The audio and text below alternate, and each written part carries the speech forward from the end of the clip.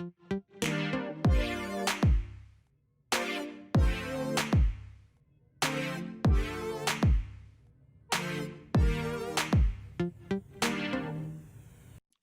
gentlemen, and others, welcome back to another episode of Take Me Out to the Podcast. This time during the World Series. I'm going to brag a little bit. In March, I called Dodgers Rays. Calling it all season. I'm pretty happy that it's happened. Nick, Smart. That coming into the season, that was maybe a little hot take taking the Rays, but you called it. Good job. Yeah, got Alex Funderburke as usual, and we got a newcomer at least for this season, Nick Geddes. Nick, how you doing, man? I'm doing good, Johnny. And I don't know if you recall, but when you first started Take Me Out to the Podcast, I had Astros Dodgers. Yeah. Rematch, and we almost had that, but I'm actually obviously very glad it's not that. So I'll take my L there gladly. The Rays did everything they could to make it Dodgers Astros. They really tried. Oh yeah. There were you have to have a good heart pulse to watch these games. This is especially that series very hard to watch. And Nick is a Rays fan. Alex is a Yankees fan. Nick, how exciting is it seeing your team back in the Fall Classic? I mean, it's unbelievable.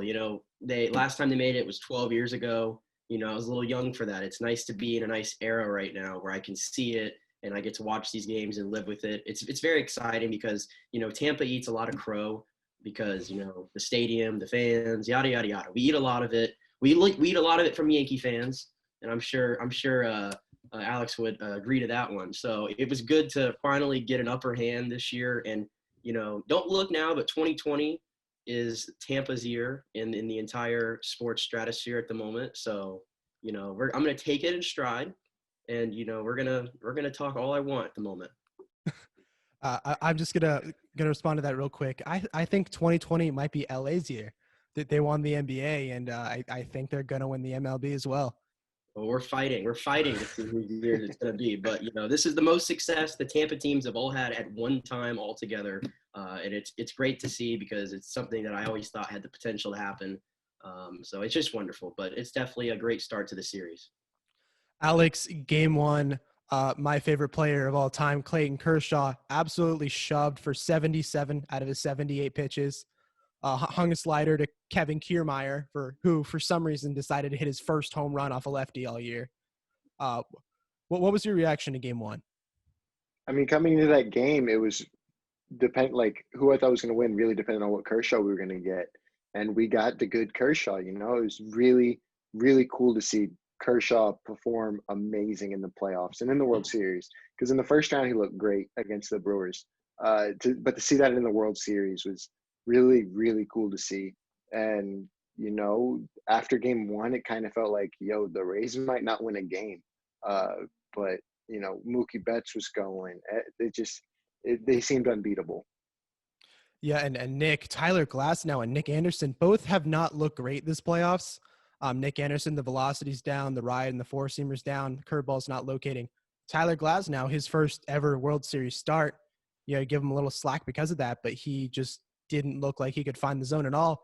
And Kevin Cash, kind of weird, left him in for 118 pitches. Like, what is that?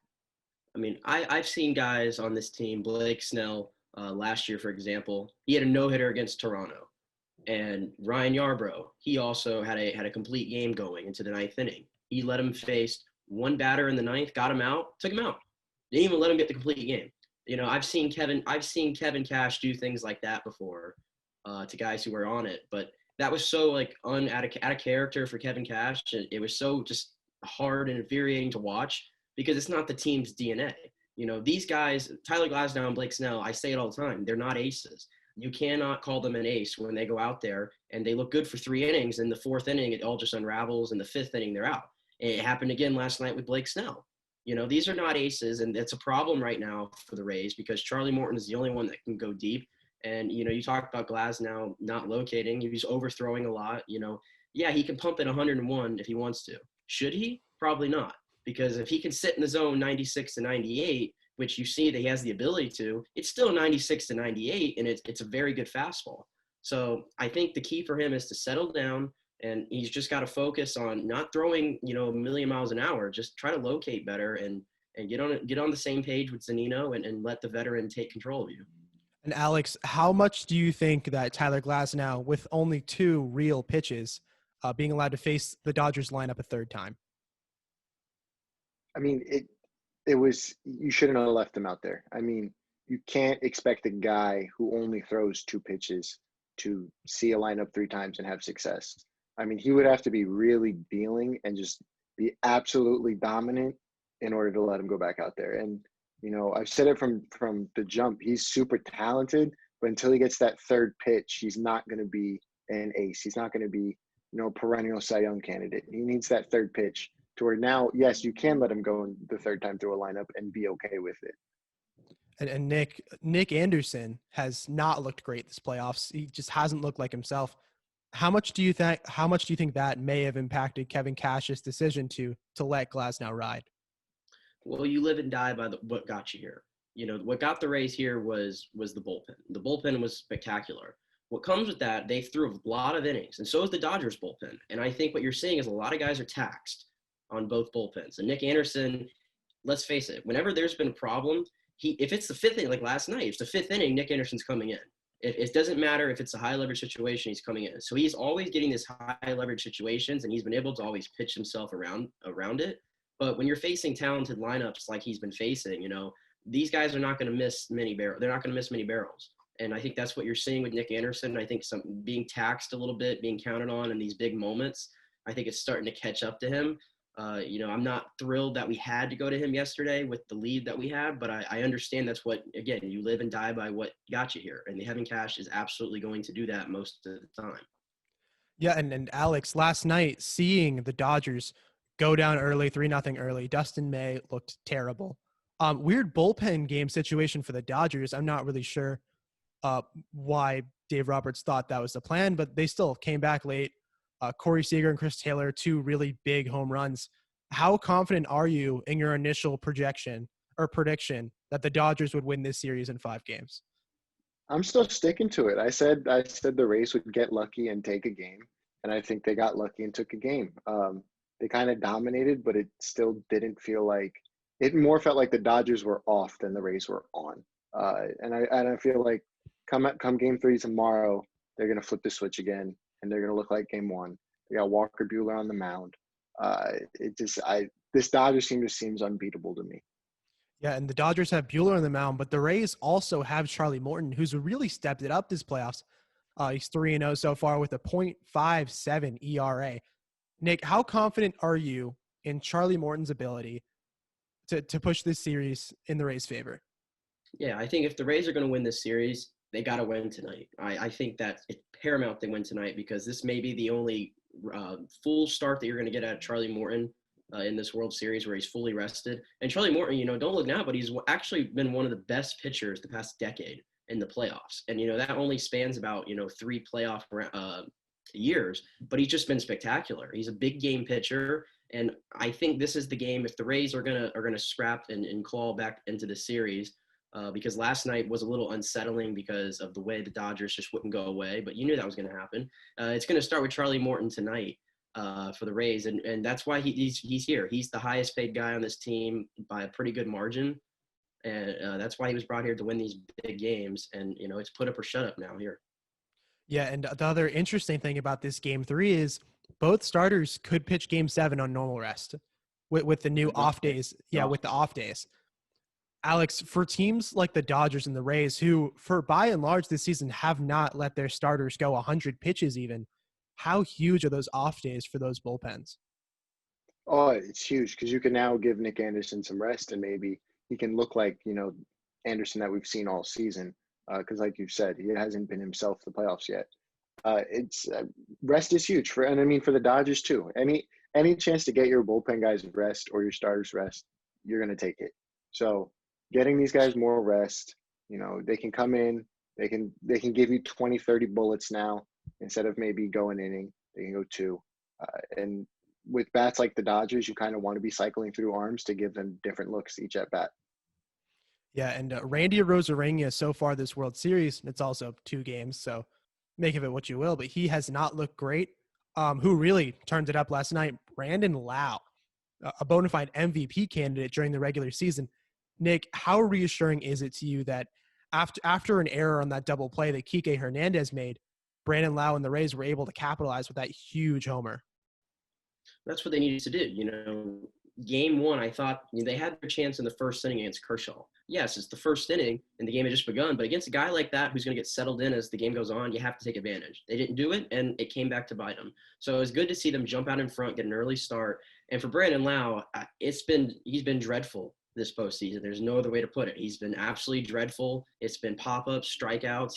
He swings. He likes to swing up with the barrel, and it just has not connected for him. But I'm really encouraged to see that he hit both of them opposite field. That says a lot, that he's starting to get out of it a little bit.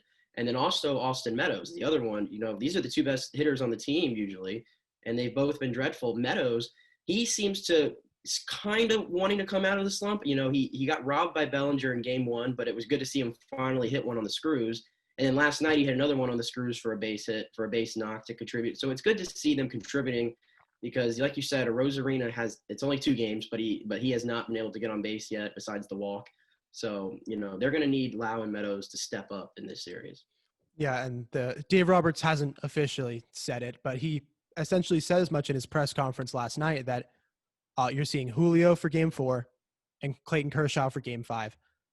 Alex, Julio has struggled immensely in the first inning. We saw that with Kershaw as well, but they weren't able to get anything done. What do you see from Julio, a left-handed pitcher, against this Rays team who has not looked great against left-handed pitching all playoffs? I think it's a smart move, but he has struggled a little bit in the first inning because you go lefty to start. That probably means Ji-Man Choi is not going to start. That's a big bat. You get out of the lineup instantly. And if you get Clayton again, game 5, that's another big arm. And if he can look like game 1, the Rays are in trouble. Especially if they can get game 3, go to Julio with a 2-1 lead. You can use your bullpen a little bit because Walker should go deep. And then turn it over to Kershaw. That's why I'm confident in my Dodgers in 5 prediction because the Dodgers just got arm after arm after arm and bat after bat after bat. But like I said on Hitting the Field with you and Jarrett, watch out for Brandon Lowe, and he came alive. He came alive last night. So if Brandon Lowe can get his bat going consistently and a Rosarina could pick it up, we should be in for a fun series. Another thing that may have made this a little bit more of a fun series, David Price, a left-handed pitcher who profiles decently well against the Rays. Also, started his career, won a Cy Young with the Rays. Nick, how much do you think David Price on the Dodgers pitching against his former club in the World Series, how much do you think that would improve the narrative? For David Price himself? Yeah. I think the narrative around David Price is ridiculous anyway. And I was actually, even though I wasn't thrilled to see Boston win a World Series, obviously in 2018, I was thrilled for David Price because he got that monkey off his back. I mean, this is a guy who he was on track to be, a Hall of Fame type pitcher. I don't think it's there anymore, unfortunately. But the guy was always a stand-up guy, great pitcher with Tampa Bay, and I was sad to see him go. And he just got just a crap ball just put on him his entire career. So if he was pitching in these big games against the Dodgers, to me, I think he would be outstanding because he got the monkey off his back. I think he learned how to pitch now in the World Series and in the playoffs. But, I'm kind of glad he's not because, you said the Rays, they struggle with these lefties. And that is a big problem. And you saw what Framber Valdez did to them in that Houston series. I don't want to see Framber Valdez ever again against this team. So. and that's why I'm kind of scared for Urias in game 4. Yeah, a little underrated injury. Caleb Ferguson going down with Tommy John 4 or 5 days before the season's over. Dodgers still have Jake McGee, former Ray, who looked pretty decent last night through the first slider in I don't know how long. He's been like 99% fastballs all season. Got Victor Gonzalez, who's gotten out of a couple jams. Still got Julio and Kersh. I mean, I like how these lefties profile against the Rays. Also, there's a lot of bias there. I've literally got a Kershaw jersey hanging up on the wall. There's so much bias. It's not even funny. I said Dodgers in 6. If they're going to beat somebody, they're going to beat Julio early. That's my opinion. They're going to get to Julio early, get the 2 or 3 runs, and then he's going to settle in, but it might be too late for that offense. I mean, Dodgers offense has looked good, but that Rays bullpen is still terrifying. Alex, what's your game 3 score prediction? Game 3, I think it'll be low scoring because you do have two studs on the mound. Let me go 4-2 Dodgers. Nick, what about you? I think I'm going to go 4-3 Rays. I think Charlie is going to get this one done for the Rays. I think they get 2 runs off Buehler, and I think once they get to the bullpen, I think they can scrap a couple because I think Charlie is going to give up 1 run or less in tonight's game. Now, looking maybe a little bit too far ahead, but if the Dodgers win this in 5 or 6 and Kershaw pitches well, I don't think there's anyone in LA in sports writing that would not give World Series MVP to Kershaw just because it would make their job so much easier in writing that story afterwards. Alex, who do you think this World Series MVP will be? I mean, like you said, if Kershaw comes back out and dominates again, it has to go to Kershaw. I mean, not even Mookie Betts could keep going ham like he has been, but it would have to go just for the story. Like, because he seems like he's finally getting that monkey off his back. He can finally pitch in the postseason. He finally looks good, like deep in the playoffs. So it would have to go to him. If not him, Mookie Betts. And I think if the Rays win, it will be Brendan Lowe. What about you, Nick? Who is your World Series MVP for this round? Yeah, I think the series is going to go 7, and I'll have to stick with going with the Rays. But if the Dodgers win it, I think Kershaw is definitely going to be the big reason why, and it'd be good to see. That'd be the silver lining if the Rays lose. Kershaw gets his due finally, and we can hang him into the rafters and put him in the Hall of Fame right then and there. But for the Rays, if they're going to win, I think Kevin Kiermaier is actually going to play a big role. Much has been maligned about his hitting, but he's actually been he's stepped up a lot in this postseason with big time hits. And you saw the 3 games that he was out against Houston, how much they really needed him. Yes. And I think that proved his worth. And I think he's going to get stronger as this World Series goes on. Yeah. I mean, you look at the Dodgers outfield, you think, oh yeah, Cody Bellinger, the Gold Glover, Mookie Betts, the Gold Glover, and then AJ Pollock, the Gold Glover. Then you look at the Rays, you see Kevin Kiermaier, Manuel Margot, Hunter Renfroe.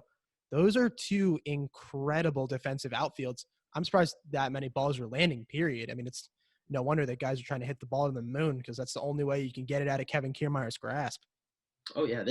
I'll tell you what, the big thing I see in this series, the Dodgers are like, they're built the same way. The Dodgers are just what the Rays would be if the Rays spent money. Yeah, that's kind of the way I look at it. We see that at GMs. Andrew Friedman, literally the Rays GM for 12 years, I think. Yeah, that's exactly. I think he brought that philosophy over to LA, and then obviously he's got the bank account to and there's nothing wrong with that by all means. It's baseball. It is what it is. But I think that's what's the cool part about this series is we're seeing the 2 exact philosophies with 2 very different sets of players, and I think they're contrasting very well off each other. And Nick, because you're a Rays fan, I asked Alex this maybe last week or the week before, but how impressed are you with the Rays' ability to make a consistent winner with the little amount of money they have? And how disappointed are you that, millionaire and billionaire owners just refuse to spend in Tampa Bay? It's a credit to Eric Neander, GM of the Rays, and really what Chaim Bloom did too, who's now in Boston. What they've done, the scouting department, the guys they found. I mean, who would have thought G-Man Choi would be a contributor for this team? When they traded, Matthew Liberatore, at the time it was Jose Martinez was the guy we were getting back. And we were all, oh man, Jose Martinez. And then it ends up being it's a Rosarina who's actually the prize. I mean, they do so well scouting and pulling it off. And, they have to because it leads me into the second point. We could spend a whole show on my disdain for Stu Sternberg because this man's net worth is approaching over $1 billion. There's no reason why the Rays can't spend money. They keep saying, Tampa's small market. Is Tampa really a small market? Is it really that small of a market? It's the 11th largest media market for crying out loud in the entire U.S. I don't think it's a small market. I think we definitely have the funds. And, we can talk about the stadium being, not even in Tampa, which is a big problem, and being in retirement USA and St. Petersburg. There's just so many problems that Stu Sternberg has plagued this team. And, I wish we didn't have to even talk about him in Tampa. I don't want to see him at the Globe Life. You just stay up in your suite in Citi Field because he cares about the Mets more than he does the Rays. He could stay over there, as far as I'm concerned. I don't see anything on this team that he directly contributed to besides that he put Neander in place to do his thing. Nick, Alex, thank you so much for being on. And I really hope the Dodgers kick the absolute crap out of the Rays. I'll be perfectly honest. Back to you. But All right, guys. Thanks for watching and thanks for being here.